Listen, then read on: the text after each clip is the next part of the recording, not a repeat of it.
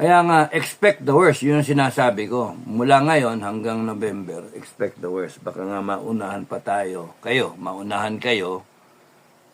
Yun ang fear namin ni Colonel Metran. Baka maunahan tayo. Kung ako man ay naging gerilyero at naging commander ng sarili kong gerilya unit, mamatay man ako, sasabihin ko sa lahat ng tauhan ko at sa lahat ng kaalyado ko, huwag nang pabalikin kayong mga hinayupa kayong politikong tulog-tulog ang Pilipino, walang paki. O sige, tignan natin. Pagka sinubo tayo ni BBM sa gera, I will just declare myself as a commander. Ito nga mga kababayan, bago natin ituloy ang video na ito, kung bago ka lang sa aking YouTube channel baka pwede makahingi ng like at subscribe at click mo na rin ang notification bell para updated ka sa aking nilalabas na bagong video. Salamat po. Parang sinasabi ngayon ni Biden sa buong mundo, sige, subukan niyo yung ginagawa ninyo. Talagang yayariin namin kayo. Parang gano'n ang dating. Tapos, the Philippine-US relationship is ironclad. So, I've got your back pa rin, no? So, palagay nyo, mangyayari o hindi mangyayari? Comment kayo. Palagay ninyo, iba nga, kinakabahan, di na makatulog. It's really, I think the right question should be, hindi yung kung mangyayari yan o hindi mangyayari, may gigera ba tayo? Hindi. Ang dapat tanongin ninyo sa sarili ninyo, handa ba tayo? Handa ba tayo? Kung sa national level, ang tanongin, handa ba ang Pilipinas na sumabak sa gera? Kasi wala yung nauna no? Wala yung nauna na iwasan natin to. No to war, neutral lang tayo. Wala, tagal abutin tayo ng June 30 nito yung rally pa tayo, nasa Davao pa yung rally, no? Kaya nga, expect the worst. Yun ang sinasabi ko. Mula ngayon hanggang November, expect the worst. Baka nga maunahan pa tayo. Kayo, maunahan kayo. Yun ang fear namin ni Colonel Metran. Baka maunahan tayo. Biglang bumulaga sa inyo one day na, ayan na. Nagkaroon ng girian sa West Philippine Sea. Patay tayo dun. Trigger yung mutual defense. June 25, pagdedebatehan yung BFA. June 25, 2025. If we will extend it or not. Kung ako Amerikano at pag nakikita ko negative ang sentimiento ng Pilipino at baka cancelin ang BFA, anong gagawin ko? Pwede ko magbayad, gamitan ko ng pera. Kasi korap naman dito sa bansa natin. Gamitan ko ng pera. You need $1 million? Okay, $1 million. Tigi-tigi sa kayo. You vote for the extension of the BFA. Galabi lang sila. Ay, kawawa tayo. Benta talaga tayo. And then, okay lang yan. Sige, ako payag na rin ako para matauhan ng Pilipina. Ang mga gagot, sira ulo tayo. Ang problema mga politiko na naaalis din hinayupak na. Pagka kayo, putragis kayo, umalis kayo, mga politiko kayo, hindi na kayo makakabalik dito. Hanggang buhay ako, hindi na kayo makakabalik dito. Kung ako man ay naging gerilyero at naging commander ng sarili kong gerilya unit, mamatay man ako, sasabihin ko sa lahat ng tauhan ko at sa lahat ng kaalyado ko, huwag nang pabalikin kayong mga hinayupa kayong politikong aalis dito. Huwag na kayong pabalikin. We will disown you. We will even revoke your citizenship. Tarantado kayo. And I can do it because it's wartime. Yun na lang yung akin ino-hope Gusto nyo ng pagbabago? Panalangin ko na lang sige, panoorin ko na lang kayo. Pagka nagkagulo, I will take power. I will proclaim myself as a gerilyero, no? Kung gere, anything goes sa gere. Mga anong order ang pagsasabihin ninyo. Anyone who wants to follow me. Ganun lang. Kung hindi mangyari itong mga at tulog-tulog ang Pilipino, walang paki. Sige, tignan natin. pagka isinubo tayo ni BBM sa gera, I will just declare myself as a commander.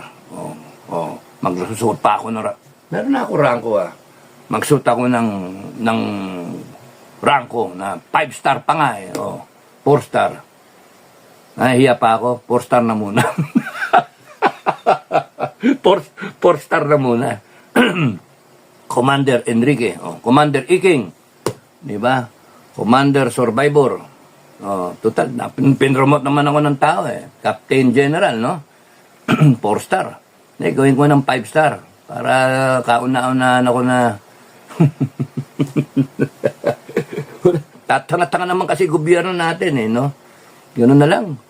Lahat ng gusto sumali sa akin, sumali in the event of a at I will make sure na hindi na makabalik yung mga politiko na yan yung mga politiko na yan aalis lang in times of war at silang inaasahan natin na mag-lead siyang aalis pa para i-secure yung kanilang sarili at pamilya nila. Hindi na kayo makakabalik sa bansa na to. Pagkat ako mismo ang magsasabi sa mga tao ko, no? I will make sure na may mabubuhay dyan. may mabubuhay dyan.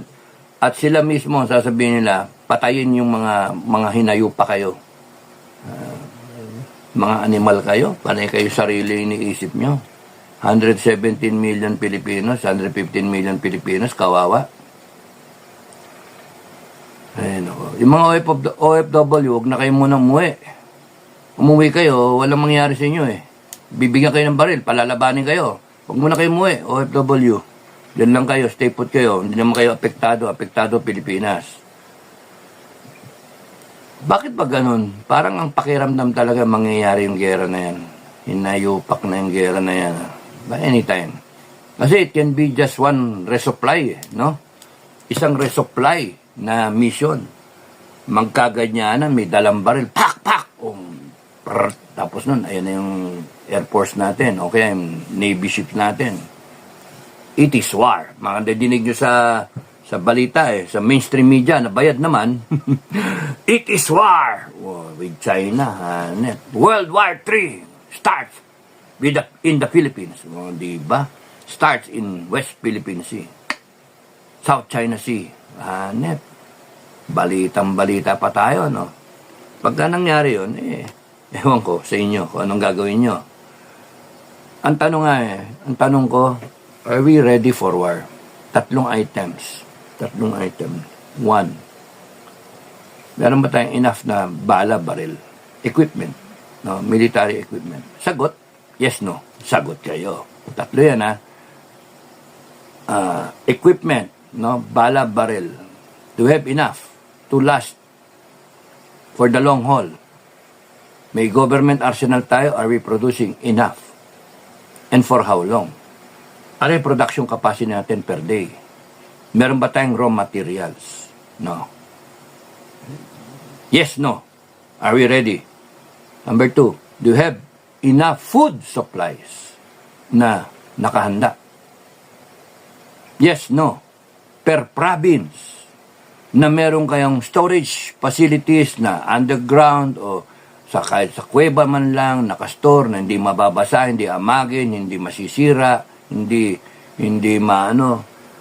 enough water o enough rice, enough to feed the people. O kaya meron bang programa ang gobyerno ninyo, mga politiko ninyo, barangay captain, mayor, governor, congressman, na meron kayong animal program, no? Self-reliance program na nagaano kayo ng mga manok para for their eggs o kaya for their meat, daming manok. O kaya baboy, o kaya kambing, kuneho, lahat ng edible ng mga karne ba? Yes or no? Or nag-i-stock up ba kayo ng enough na delata gaya ng ginagawa ko sa Matikas Challenge? Meron ba tayong Matikas Challenge on a national scale? Wala. Sa individual capacity nga wala nga Ako lang.